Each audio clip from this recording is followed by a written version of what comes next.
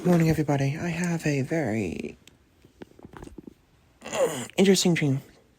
Has to do with horror and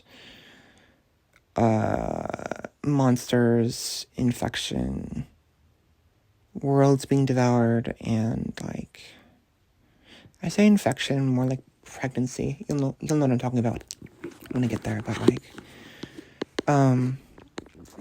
not quite sure how the dream started anymore. But I remember I was a hunter of sorts. There were these various worlds I would go to, and I would travel to somehow.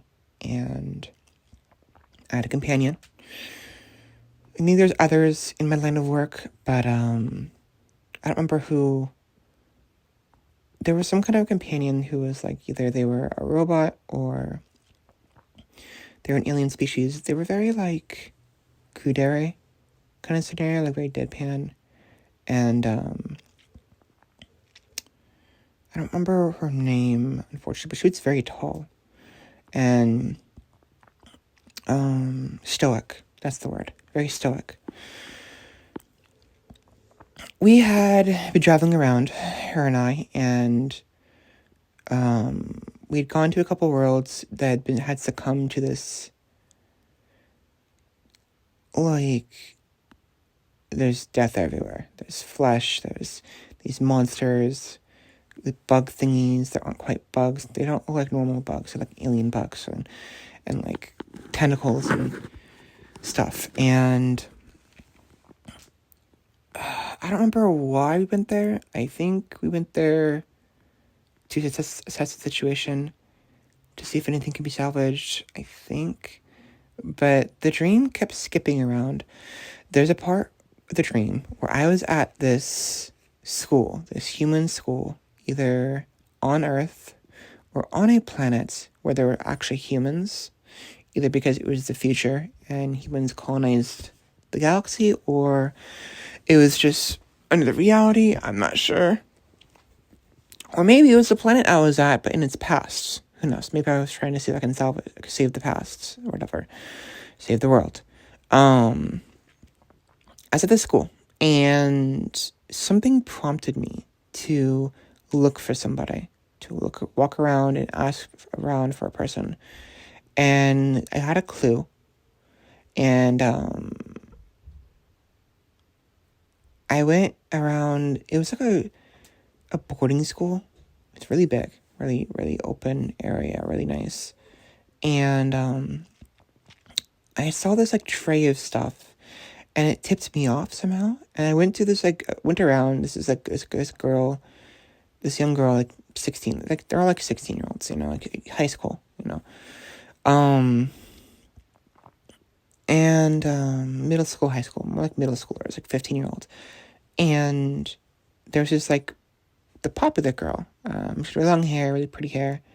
I asked her who was the last person who handled yada yada, this item I'd found, this tray of whatever, food ever, and that was being passed around. And she's like, oh yeah, Miriana. I was like, okay, where is she? And then I had been asking her other questions as well, anything suspicious lately, any noises you hear at night, yada yada, and no. And then I asked her who handled the tray, and she's like, oh yeah, Miriana. And she usually hangs out with two other girls in a specific hallway in these bushes. And so they said thank you, and I walk to the hallway, and I go to where I walk down it, and I see these couple bushes, right, 2 or 3 bushes, and they're I say bushes, it's transparent something. It was weird, but it was almost they're holograms, holographic bushes. They like to sit inside. So they were transparent, and they weren't quite all there because they were interfering with the hologram, but they were able to hide inside of it. And I was I remember I walked past it, and I was wait a minute. And then I turned, and then I crouched and looked at the 3, it's actually 4 girls, I think. Looked at the group of girls and was which one of you is Miriana? And then she's tentatively that's me. And then it's like, okay, do you mind if I talk to you for a minute? And then it's like nothing important. Just I have some questions for you, and then I'll let you go on your way, kind of scenario, right? Very, very nonchalant. And I was trying to get some information from her to help me with my investigation. And we go to walk back in the main hall. It's a food court area, or maybe a gathering area. I don't know. And I asked one of the teachers, where can I speak with this girl privately, but in view, so people don't get the wrong idea, because I'm very careful with that. And she's like, oh, it doesn't matter. Go in the corner over there. And in the corner, it's hard to describe, but it's a bit of an alcove where there's these seats. And I was positioned out of view, but she was positioned in view, I think. Or maybe it was the other way around. They were next to each other. I don't remember. But, like, we talked to each other. I had some questions, and I was able to suss her out, basically. And I don't remember the questions I asked. But eventually, I was very, like, nonchalantly, like, I basically exposed her. I sussed her out. And she started to panic a little bit. But I was like, no, it's fine. It's fine. I want to know what you know. I want to meet with your master, basically. And she was like timid and what have you. I want to see what happens. She's like, okay, tonight come to the library part of the hall, and I'll show you. And so that night I go there, and not even nighttime actually. I thought it was nighttime, but it wasn't, because there's other people there. I don't remember. Point is, I went to the little, like, corner of this giant, we're in a giant building, right? Little hallway, that goes into a corner and then turns left, and there's books along this hallway. It's like a small library area. It's not the library, but they have, like, spots throughout the entire school with random bookshelves, random, like, library sections that people just grab and start reading, you know? And, there were these two boys, where I had met. They were with her. And they're leading me to her. And then they were going to lead me into the little nook, the little hallway. And I stopped and didn't. And it's like, what's wrong? It's over here. Gotta go over here. It's like, I know better. And I knew. I knew for if I could sense something. And I walked in a little bit. It's like, well, you go first, right? It's like, oh, no, you go first. And I walked a little bit towards the entrance of the hallway, and looked up, and I could see 3 glowing eyes, and not even 3 glowing eyes, and three glowing eyes, and then I backed up. It's like, tell Mariana to come down from there, and then he's like. He walked forward. Nothing happened to him. I took out a flashlight, and she's just chilling up there, just like, you know, the usual, like, side laying, you know, and she's naked, right? And she's, like, fiddling with her fingers, just casually looking at me. She knows she was caught. She's like, damn it. Didn't say anything, but she's just, they're all, like, very calm, right? And I walked past her, and she doesn't do anything to me because she's already caught. And so I'm talking to these boys. There's 2 boys. By the way, they're all naked, by the way, for some reason. I don't know why. And they're talking about it. And, like, I'm asking the questions and figuring out what's going on. And maybe they're not all naked. I think they probably have, like, underwear. I think Miriana is naked. But, like, the boys, they may have underwear, I think. And it gets to a point where they're talking about how, like, the boys... It's not just, you know, just happen to be boys for some reason, but, like, the boys they have something inside of them, right? And, like, Miriana's talking about it, and the boys talking about it, and, like, the boys talk about, and they show their stomachs, like, randomly swell, like, right then and there, like, they're pregnant, you know? But, like, it wasn't like that before, so whatever it is inside of them can hide. It can, like, squish themselves down so that they're unseen. But when it relaxes, it shows that they're pregnant, like super pregnant. They're like 15, 16-year-old boys, you know. And Miriana as well. Miriana, it's just context, but like she wasn't like very well, she was very small. Her entire physique was like small, in pretty much every way. She wasn't like super short, but she was like 5 feet, maybe less than that. And like on the thin side, but like not supremely thin. She looked healthy, but like just context, she wasn't very well endowed. I don't know why, but I think it was because of her silhouette. That's why. Her silhouette was very small and like compact and agile, very agile. But she had come down from the top of the bookshelf because it's a little area where in the hallway above the bookshelves there's a small little gap between the bookshelves and the wall and the ceiling that people can hide in. She comes down. It's funny because she actually had tentacles coming out of her before, and then she put them away. And I was like, I'm curious to how this works. And like she basically explained that she was gonna have, she was gonna do the deed with me, right? And then impregnate me or whatever. And I don't know if I was a guy or I don't know if I was male or female in this stream. I don't think it matters. But like, it doesn't matter who it was. It's just it happened to be these two boys, I guess because they were friends with her or something like that, or maybe they liked her. I don't know. But like, they're with her, in on this, right? With her. And she is the harbinger, the main person who does this to other people. And then they're explaining all this and how it works. And then at the end of this, I'm just like, oh, you guys. Okay, let me explain to you what's going to happen. And I could go to explain to them, right? So it turns out that the girl, she has also been quote-unquote infected. Her body is not entirely human anymore, but she is human, mostly. She has a sense of will, sense of self, but she has something she is commanded by, and I'm trying to find that. She's not the source. She's a simple puppet, and I'm trying to find the source. The two boys, they were impregnated by her, and they're not going to survive this ordeal. They believe they're going to. There's this weird sense of curiosity and scientific pursuit, and also because they liked the girl, Miriana.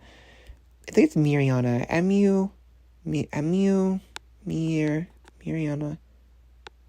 It was actually Muir. Moyer. I think it's Miriana, but for some reason it was spelled Muira and then Na. Miriana. It was weird. Yeah, I guess the U is silent, but is it Muirana? Or Muira, Miria? Maybe it's Miria. Point is, the boys aren't going to survive. And I explained to them, and they start getting nervous. Like, no, we're going to survive. None of you are going to survive. I know this, because I've seen this. That's why I'm here. I'm here to prevent it from happening again. And I don't think I went to the past. I think I went to a different world, right? I'm basically like, when I woke up, what came to mind was Terminids. It's not Terminids. It's something else entirely, but like, it's a Cthulhu-esque sort of scenario where this like tentacled monster is going around planet to planet and like slowly devouring it by infecting the inhabitants, you know? It has to have some kind of like launching spot, so launching place to start. And I explained to them that, yeah, none of you are going to survive. And then I remember I turned away to the girl at one point, and she lunged at me. And I anticipated it, right? I intentionally did it so she would lunge at me. And then I turned around, grabbed her, and spun and tossed her into the corner. Because I was in the corner, right? Because this little small book space, a clove, it's not very large. It's like literally like maybe like 6 feet, 8 feet, and then you hit a corner, and then 8 feet in down the other direction, at a right angle. And the boys were down that angle, and the girl was between me and the entrance I just came in from. So I grabbed her, spun, and slammed her into the wall, into the corner, right? And I basically told them, like, yeah, you're fucked. Sorry, mates. And I'm going to have to deal with all of you. And so I start running, and my companion is in the hall that I go back into, because it's like right into the hall, right? It's right there. This huge hall acts as a meeting room, a cafeteria, a church and something else. It's huge, really tall. It's like 3 stories tall, completely open space, and like really wide, like several yards. Maybe not several yards, actually pretty small. It's like the width of a church, like a cafeteria, but it's super tall is the thing. And so something happened. It's basically I can hear the noises from the little alcove I just left. They're not pretty noises at all. And I can hear I start to hear the whining of the boys, and they're freaking out. And I'm like, yeah, it's too late for them. And so I walk out, I look up in towards the ceiling, and my companion's there just chilling on the wall. Like, she found, like, either she's just floating, she's not floating, but she's, like, able to find a foothold somewhere. And she's chilling, she's like, okay, go get the weapons, and go take care of business, and then come back. And so I need a weapon to defend myself. So she leaves, and through a window, just, like climbs over the wall and leaves through the window. And then I am on the run. I have to wait till she comes back, because, I'm gonna get chased. And I hear this, like, this crunching and, like, this, like, squishing, like, squishy noises, and, like, these, like, args, and, like, this, not good. And I run across the hall and start trying to find a space to, like, escape. And I know I'm being chased, right, by Mariana. And at some point, I give her the slip so badly that her master gets upset, and then I can hear her screaming in the distance, right, the echoes, to her master, like, no, please, please. I didn't do it, or, like, it wasn't me, or, like, I'm sorry, I'll do better, things like that, you know? And I hear her finally scream. During this time, I hear, like crunching noises, and, like, cracking, and, like, squishy noises. And eventually, she screams, and then goes quiet. And then it's just this creature walking around. You know, I remember I hid in a corner. There was these 3 candles, like a small corner about, like, 2 or 3 feet high. And I had a sword. I found a sword somewhere, like a ceremonial sword, or an actual sword, I think. And I had extinguished these candles that were underneath here, because it's another alcove. This school loves alcoves and little nooks and crannies where you can, like, chill and, like, read books and, like, relax. It's actually really nice, honestly. A lot of, like, browns, like, wood, and stuff like that. Anyways, I had in this corner with a sword. And to prevent it from shining, because there is some light outside of the alcove, little nook, I put it down, and a couple seconds later, like, I'm dead quiet. I'm very calm, but my heart's beating a little bit, and I know how to breathe without making noise. And I see, like, this, like, really long arm with a hand, like a claw, like, very skinny hand, like almost like bony. Clamp next to me, next to the entrance of this little alcove, and a face. Not even a face. I don't even see a face. All I see is a head with 3 eyes. 2 eyes where there would be normally human, and then an eye in the middle. They're just orbs, glowing yellow orbs, just, like, peer down, and then, like, an arm reaching, and then can't find anything, right? And so it leaves. And it's because it was so dark under there that it couldn't see me. And I was calm enough to where I was not caught. But I guess it was an intimidation factor to see if maybe it could find me. That was Mariana. What was left of her. The boys, something happened to them. They probably gave birth right then and there. And so they're not in good shape. And the girl, she, with that cracking noise and squelching noise, and her screaming, I'm sorry, was her being fully taken over by her master, and was basically killed. Her body was transformed, right, straight then and there. And the reason why the boys don't just get transformed is because their bodies weren't acclimated yet, and they were just a receptacle for being seed beds, right? But the girl, she had this stuff in her for so long, it literally changed her body. You know, that's why, and what have you. And it's just, this whole dream was insane. It's perfect for Halloween. But, like, it was vivid. Like, I can't there's, like, pews and, like, benches in that main room. There's many different hallways. I remember the alcove I was in near the end. It was because it was beneath the staircase. There's a small staircase by like maybe like these steps that go up like maybe like 7 or 8 steps, and then there's a little like balcony, a small balcony, like right there, going across the wall, going in a direction. Like, there's so many different like balconies and like alcoves and stuff. But the reason why my companion was taking so long is because she was there. She had to go kill off everyone else in the school, basically, because they were likely infected as well, and we didn't know who was. And I don't know why, but she had to. So she left, grabbed her weapon, as well as my weapon, and went ahead and killed off everyone she could figure out was actually infected. I think there was actually a distinction. Either she did figure it out, or she couldn't figure it out, and she simply killed everybody. And then eventually her plan was to come back and give me my weapon so we can actually fight this thing. It didn't happen because I woke up. So unfortunately, we don't get to see that next part of the story. But my gosh, it was intense. My heart was beating while I was sleeping. But I woke up finally, and here I am.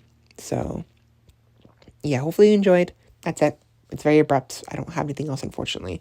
But clearly, I was some kind of like hunter, like whatever, going around world to world, trying to hunt these monsters that are a threat to these planets. And I went to a different planet, and there was like, oh, you know what? I think I had planned on opening a portal to the other world to show the boys what happened.